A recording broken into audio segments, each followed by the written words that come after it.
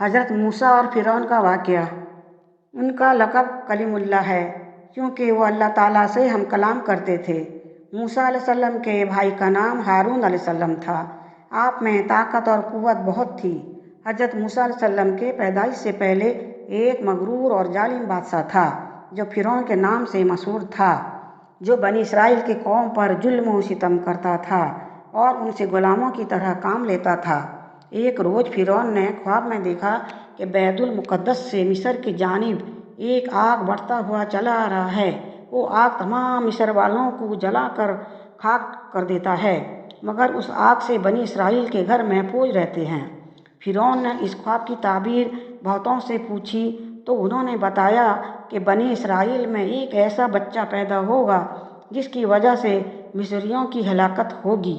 توریت میں ہے اور تاریخ کے جاننے والے بھی کہتے ہیں کہ فرعون کی بنی اسرائیل کے ساتھ اسی لیے دشمنی ہو گئی تھی کہ اس زمانے کی کئی نجومیوں نے اس کو بتایا تھا کہ اس کی حکومت کی زوال ایک اسرائیلی لڑکے کے ہاتھ سے ہوگا۔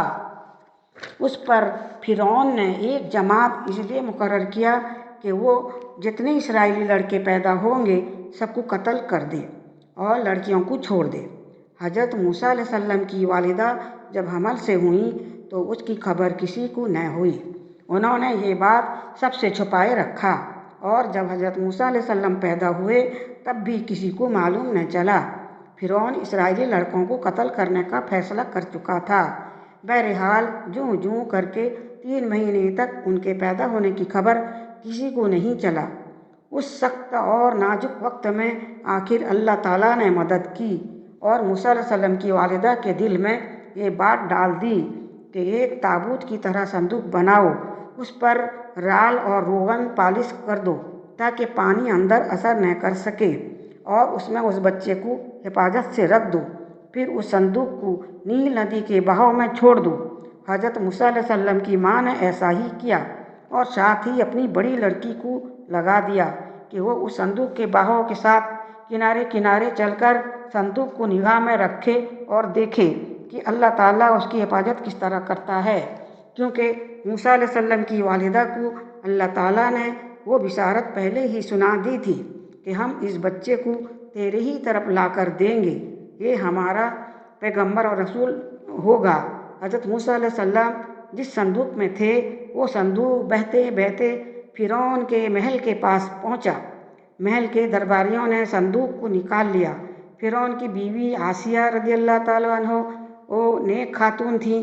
حضرت موسیٰ علیہ السلام کو دیکھا اور فرعون سے کہا، یہ تیری اور میری آنکھوں کی ٹھنڈک ہے، ہم اسے اپنا بیٹا بنائیں گے۔ جب حضرت موسیٰ علیہ السلام کو بھوک لگی تو وہ دودھ کے لیے رونے لگے تو بہت ساری دودھ پلانے والی آئیں، لیکن موسیٰ علیہ السلام نے کسی کا دودھ نہیں پیا۔ قریب میں ہی موسیٰ کی بہن آپ کی نگرانی کرتے ہوئے پیچھے پیچھے آئی تھی۔ اس نے کہا، میں ایک گھر جانتی ہوں جو اس بچے کو دودھ پلا سکتی ہے۔ اسی طرح اللہ تعالیٰ نے اپنا وعدہ پورا کیا اور موسیٰ علیہ السلام کو اپنی ماں کے پاس لوٹا دیا۔ اب موسیٰ علیہ السلام فرعون کے گھر میں پلے اور بڑھے اور جوان ہوئے۔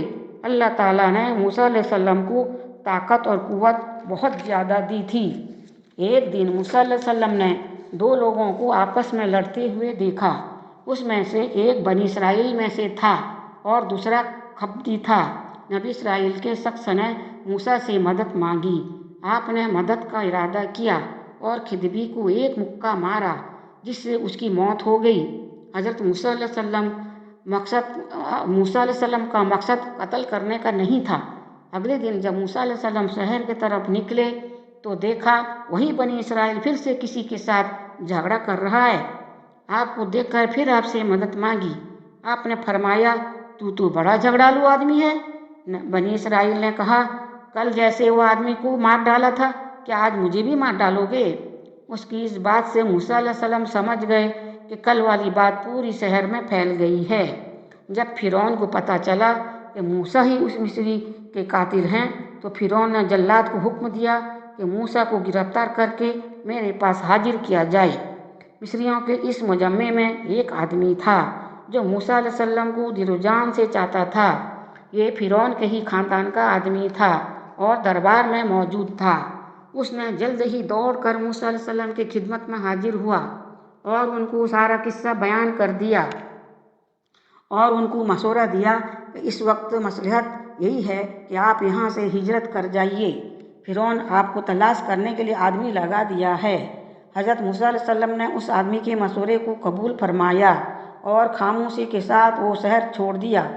مصر سے نکل کر بھوکے پیاسے لمبا سفر طے کر کے مدین پہنچے۔ ایک جگہ پر پہنچے تو دیکھا کہ ایک چشمے پر ایک حوض ہے جہاں کچھ لوگ اپنے جانوروں کو پانی پلا رہے ہیں۔ قریب ہی آپ نے دیکھا کہ دو عورتیں جن کے پاس بکریاں تھیں وہ پانی کے قریب اپنی بکریوں کو روکے ہوئے تھیں۔ موسیٰ علیہ السلام نے پوچھا، کیوں، کیا بات ہے، اپنے بکریوں کو پانی کیوں نہیں پلا رہے ہو؟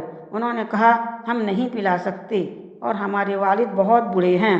یہ سن کر موسیٰ علیہ السلام نے آگے بڑھ کر سب کو ہٹایا اور بکریوں کو پانی پلایا۔ دونوں عورتیں اپنے گھر جا کر سارا قصہ اپنے والد کو سنایا۔ دونوں میں سے ایک شرماتے ہوئے حضرت موسیٰ علیہ السلام کے پاس آئی اور کہا کہ میرے والد صاحب آپ کو بلا رہے ہیں کیونکہ آپ نے جو ہماری بکریوں کو پانی پلایا اس کی اجرت دے سکیں۔ ان کو بھی سخت حاجت تھی، اس لیے آپ اس لڑکی کے ساتھ چلے گئے۔ وہاں پہنچ کر موسیٰ علیہ السلام کی ملاقات حضرت شعیب علیہ السلام سے ہوئی۔ حضرت شعیب علیہ السلام کی بیٹی نے کہا کہ آپ ان کو مزدوری پر رکھ لیں کیونکہ یہ طاقتور بھی ہیں اور ایماندار بھی ہیں۔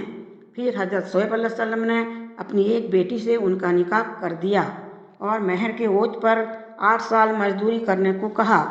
حضرت موسیٰ علیہ السلام وہاں 10 سال تک رہے۔ پھر آپ نے اپنے وطن مصر جانے کا ارادہ کیا اور اپنی بیوی کو ساتھ لے چلے۔ سفر کے دوران سردی بہت زیادہ تھی، اندھیری رات تھی۔ حضرت موسیٰ علیہ السلام کو دور پہاڑی پر ایک آگ چمکتی ہوئی نظر آئی۔ وہ اپنی بیوی سے بولے کہ میں آگ لے آتا ہوں تاکہ سردی سے بچا جا سکے۔ حضرت موسیٰ علیہ السلام آگ کے پاس پہنچے تو دیکھا وہ کوئی آگ نہیں تھا بلکہ ایک درخت سے نور نکل رہا تھا۔ موسیٰ علیہ السلام بہت حیران ہوئے۔ جب اور قریب ہوئے تو اس میں سے آواز سنائی دی۔ یہ آواز اللہ رب العزت کی تھی، اپنے بندے حضرت موسیٰ علیہ السلام کے درمیان تھی۔ اللہ تعالیٰ نے فرمایا، اے موسیٰ، میں تمہارا پروردگار ہوں۔ پھر آواز آئی، یہ تمہارے ہاتھ میں کیا ہے؟ موسیٰ نے جواب دیا، یہ میرا لاٹھی ہے جس سے میں ٹیک لگاتا ہوں اور اپنے بکریوں کے لیے پتے توڑتا ہوں۔ پھر حکم ہوا، اسے نیچے زمین میں ڈالو۔ جو ہی موسیٰ علیہ السلام لاٹھی نیچے ڈالا وہ سانپ بن کر دوڑنے لگا۔ یہ دیکھ کر موسیٰ علیہ السلام ڈر کر بھاگے۔ پھر اللہ تعالیٰ نے ارشاد فرمایا، موسیٰ ڈرو مت، اس لاٹھی کو پکڑ لو، ہم اسے دوبارہ لاٹھی بنا دیں گے۔ موسیٰ علیہ السلام نے ڈرتے ڈرتے سانپ کو پکڑا تو پھر سے وہ لاٹھی بن گیا۔ اللہ تعالیٰ نے فرمایا، اپنے ہاتھ کو اپنے گریبان میں ڈال۔ موسیٰ علیہ السلام نے ایسا ہی کیا۔ جب ہاتھ باہر نکالا تو سورج کی طرح چمک رہا تھا۔ اللہ تعالیٰ نے یہ 2 معجزے موسیٰ علیہ السلام کو دیے۔ پھر فرمایا، فرعون اور اس کی قوم کی طرف جا، وہ لوگ بہت نافرمان ہو گئے ہیں۔ پھر موسیٰ علیہ السلام نے کہا، اے میرے رب، میری زبان کی گرہ کھول دے اور میرے کام میں آسانی فرما اور میرے بھائی ہارون علیہ السلام کو بھی میرے ساتھ کر دے۔ اللہ تعالیٰ نے آپ کی دعا قبول فرمائی۔ حضرت موسیٰ علیہ السلام اور حضرت ہارون علیہ السلام کو ساتھ لے کر فرعون کے محل میں پہنچے۔ محل کے دربانوں نے آپ کو اندر جانے نہیں دیا۔ موسیٰ علیہ السلام نے کہا، میں قاصد ہوں، پیغام لے کر آیا ہوں۔ تب درباریوں نے اندر جانے دیا۔ حضرت موسیٰ علیہ السلام نے فرعون کو دین کی دعوت دی تو فرعون نے کہا، تیرا رب کون ہے؟ موسیٰ علیہ السلام نے کہا، وہ آسمان اور زمین کے اور تمام چیزوں کا رب ہے۔ پھر فرعون بولا، اگر تو اپنے وعدے میں سچا ہے تو نشانیاں پیش کر۔ پھر موسیٰ علیہ السلام نے اپنی لاٹھی زمین پر رکھ دیا تو وہ اژدھا بن گیا اور پھر اپنے گریبان میں ہاتھ ڈال کر نکالا تو وہ چمکنے لگا۔ فرعون نے کہا، یہ تو سوائے جادو کے اور کچھ نہیں، تمہارے مقابلے میں بھی مشہور جادوگروں کو لا سکتا ہوں۔ مقابلہ ہوا۔ فرعون کے بڑے بڑے ماہر جادوگروں کو لانے کا اعلان کر دیا۔ جو موسیٰ کے جادو کو ہرا دے گا اسے میں مالا مال کر دوں گا۔ مقابلے کا دن آیا، لوگ میدان میں جمع ہو گئے۔ 40 जादूगरों की जमात मैदान में हाजिर हुई। जादूगर ने मूसा अलैहिस्सलाम से कहा, पहले तुम डालो। फिर अल्लाह ताला ने मूसा अलैहिस्सलाम को वही की के जरिया मालूम कराया कि उनको कहो पहले वो डालें। चुनांचे जादूगरों ने अपने अपने रस्सी और लकड़ियाँ ज़मीन पर डाल दी। देखते ही देखते रस्सियाँ हरकत करने लगीं। मूसा अलैहिस्सलाम ने थोड़ा डर महसूस की। फिर वही आई कि तू ही उन पर गालिब होगा। अब तेरे हाथ में जो लाठी है ज़मीन में डाल दे। जैसे ही मूसा अलैहिस्सलाम ने अपना लाठी ज़मीन में डाला तो वो बहुत बड़ा अजदा बन गया और तमाम रस्सी को निगलना शुरू कर दिया। अब जादूगरों ने ये मंजर देखा तो समझ गए ये जादू नहीं हो सकता बल्कि अल्लाह की तरफ से है। सारे के सारे जादूगर सजदा में गिर गए। जब फिरौन ने देखा कि सारे जादूगर ईमान ले आए हैं तो बोला कि मुझसे बिना पूछे तुमने मूसा अलैहिस्सलाम पर ईमान कैसे ला सकते हो? और कहा, मूसा ने तुम सब पर जादू कर दिया है। और बोला, मैं तुम्हारा हाथ पांव कटवा कर खजूर के तनों पर लटका दूंगा। उस पर जादूगरों ने जवाब दिया, तुझे जो करना है कर डाल, तू हमें सज़ा के अलावा और क्या दे सकता है? फिरौन ने उन्हें सज़ा देने का हुक्म दिया। अल्लाह ताला ने फिरौन और उसके कौम पर 9 मौजज़े अजाब के नाजिल किए, जैसे कि टिड्डियों का अजाब, खून का अजाब, मेंढकों का अजाब वगैरह वगैरह। फिरौन और उसके कौम हज़रत मूसा अलैहिस्सलाम से दुआ के लिए कहते। मूसा अलैहिस्सलाम दुआ फरमाते तो अजाब टल जाता, लेकिन फिर वो सरकशी और नाफरमानी पर लगते। आखिरकार अल्लाह ताला ने वही के जरिया मूसा अलैहिस्सलाम को कहा, रातों रात मेरे बंदों को लेकर निकल जा। बनी इसराइल के कुल तादाद 6 लाख थी। सुबह जब फिरौन को मालूम हुआ तो उसने उनका पीछा करने का हुक्म दिया। हज़रत मूसा अपने लश्कर को लिए बहरे अहमर के किनारे पहुँचे। जब वो पीछे मुड़कर देखा तो फिरौन और उसका लश्कर पीछा करते हुए चला आ रहा है। ये देखकर बनी इसराइल परेशान हो गए। अब क्या होगा? समंदर की ऊंची लहरें। फिर हज़रत मूसा को वही आई कि पानी पर अपनी लाठी मारो। यूं ही आपने लाठी मारा, समंदर में रास्ता बन गया और पानी एक जगह पहाड़ों की तरह खड़ी हो गई। सब के सब उस रास्ते से बाहर निकल गए। अब जैसे ही फिरौन और उसका लश्कर पानी के पास पहुंचा तो देखा समंदर में रास्ता बना हुआ है। पहले तो फिरौन डरा कि क्या माजरा है। फिर उसने अपने घोड़े और लश्कर को लेकर उस रास्ते पर दाखिल हुआ। इधर बनी इसराइल का आखिरी आदमी समंदर से निकल रहा था और दूसरी तरफ फिरौन का आखिरी आदमी समंदर में दाखिल हो रहा था। अल्लाह ताला के हुक्म से पानी जा मिला। फिरौन और उसका लश्कर पानी में गर्क हो गया। जब फिरौन डूब रहा था तो कहने लगा कि मैं हज़रत मूसा अलैहिस्सलाम के रब पर ईमान लाता हूँ। उस वक्त तौबा कबूल नहीं हुई, क्योंकि मौत के आखिरी वक्त में जब फरिश्ते देखने लगते हैं तो उस वक्त तौबा कबूल नहीं होती।